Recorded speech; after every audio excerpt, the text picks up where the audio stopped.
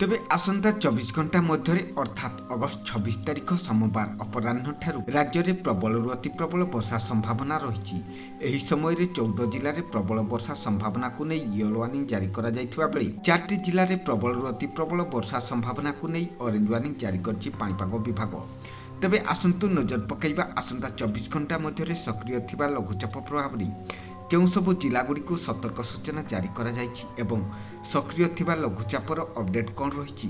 तेबे संपूर्ण पाणीपाग अपडेट खबर जानिबा पई भिडियोटी को शेष पर्यंत निश्चित देखंतु। जदि ता पूर्वरु आम ओजीएन ओडिया चैनल टी को सब्सक्राइब करनथिले एबे ही सब्सक्राइब कर दियंतु आ पाखर थिबा बेल आइकन टी को दबाई दियंतु। आगकु मध्य पाणीपाग संबंधी अधिक अपडेट खबर सर्वप्रथमे जानिबा पई।